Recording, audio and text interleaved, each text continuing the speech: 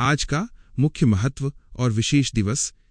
आज 15 मार्च 2026 का दिन पूरे विश्व में विश्व उपभोक्ता अधिकार दिवस के रूप में मनाया जा रहा है। इस दिन का मुख्य उद्देश्य उपभोक्ताओं को उनके अधिकारों और जिम्मेदारियों के प्रति जागरूक करना है। साल 2026 में इस दिवस का विशेष महत्व इसलिए भी बढ़ गया है क्योंकि अब डिजिटल बाजार और आर्टिफिशियल इंटेलिजेंस का प्रभाव बहुत अधिक हो गया है।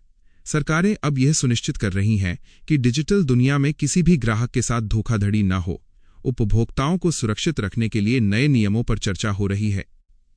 इसके साथ ही आज भारत के महाराष्ट्र और अन्य हिस्सों में गुड़ी पड़वा का त्योहार बहुत धूमधाम से मनाया जा रहा है। यह मराठी नववर्ष की शुरुआत का प्रतीक है। लोग अपने घरों के बाहर गुड़ी सजाते हैं और नए साल का स्वागत करते हैं। ये दिन समृद्धि और खुशहाली का संदेश लेकर आता है। आज के दिन चैत्र नवरात्रि की तैयारियां भी शुरू हो चुकी हैं, जो आने वाले दिनों में भारतीय संस्कृति के रंगों को और गहरा करेंगी। अंतर्राष्ट्रीय संबंध और रक्षा समाचार। रक्षा के क्षेत्र में भारत की बड़ी उपलब्धि सामने आई है। हालिया खबरों के अनुसार इंडोनेशिया ने भारत और रूस द्वारा संयुक्त रूप से विकसित ब्रह्मोस मिसाइल प्रणाली को खरीदने के लिए अपनी प्रक्रिया तेज कर दी है। इंडोनेशिया इस मिसाइल प्रणाली के लिए भारी निवेश कर रहा है ताकि वो अपनी समुद्री सीमाओं की सुरक्षा को और मजबूत कर सके। यह भारत के रक्षा निर्यात के लिए एक मील का पत्थर माना जा रहा है। भारत पहले ही फिलीपींस और वियतनाम जैसे देशों को ये तकनीक दे चुका है। अंतर्राष्ट्रीय स्तर पर हथियारों के आयात और निर्यात की नई रिपोर्ट भी चर्चा में है। ताज़ा आंकड़ों के अनुसार यूक्रेन इस समय दुनिया का सबसे बड़ा हथियार आयातक देश बनकर उभरा है। इसकी कुल वैश्विक हिस्सेदारी लगभग 9% से अधिक है। वहीं सऊदी अरब और अन्य खाड़ी देश भी इस सूची में ऊपर बने हुए हैं। निर्यात के मामले में अमेरिका और रूस के साथ फ्रांस शीर्ष पर बना हुआ है।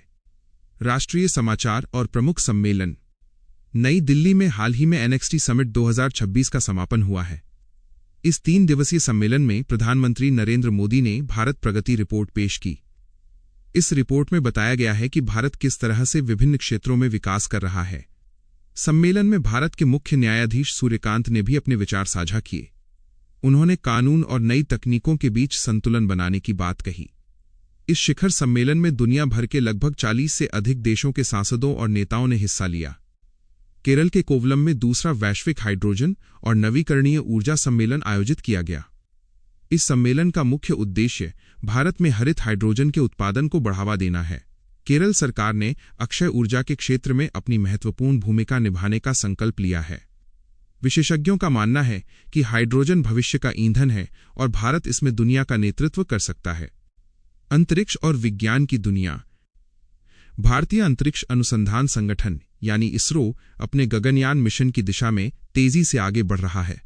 इसरो के अध्यक्ष वी नारायणन ने पुष्टि की है कि मार्च 2026 के अंत तक वे गगनयान का पहला बिना मानव वाला परीक्षण पूरा कर लेंगे।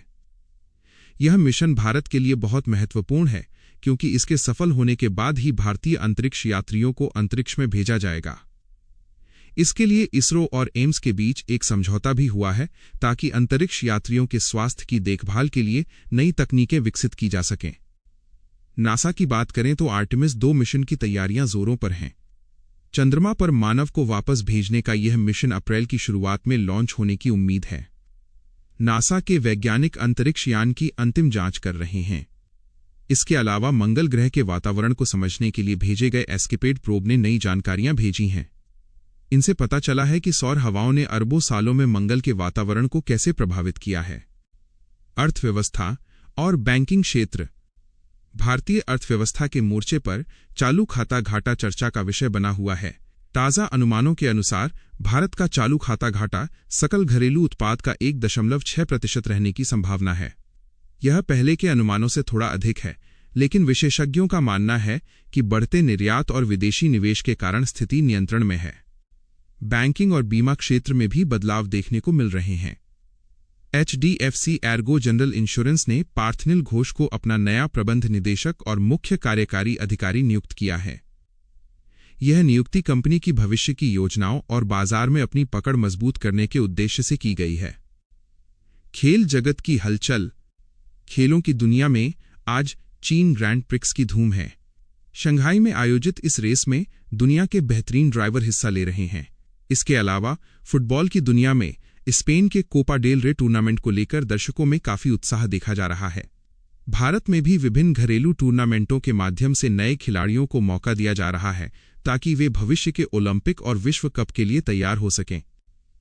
पर्यावरण और अन्य महत्वपूर्ण मुद्दे। नदियों की सुरक्षा के लिए अंतर्राष्ट्रीय स्तर पर जागरूकता बढ़ाई जा रही है। नदियों के संरक्षण के लिए अंतर्राष्ट्रीय कार्य दिवस के अवसर पर दुनिया भर में जल स्रोतों को प्रदूषण मुक्त करने की शपथ ली गई है। दिल्ली में गर्मी के मौसम में होने वाले ओजोन प्रदूषण को लेकर भी चिंता जताई गई है। वैज्ञानिकों का कहना है कि बढ़ता तापमान और प्रदूषण सेहत के लिए गंभीर खतरा पैदा कर सकते हैं। इस्लामोफोबिया से लड़ने के लिए आज अंतर्राष्ट्रीय दिवस मनाया जा रहा है। संयुक्त राष्ट्र ने इस दिन को सभी धर्मों के प्रति सम्मान और शांति को बढ़ावा देने के लिए समर्पित किया है। यह सारांश 15 मार्च 2026 के महत्वपूर्ण घटनाक्रमों को दर्शाता है।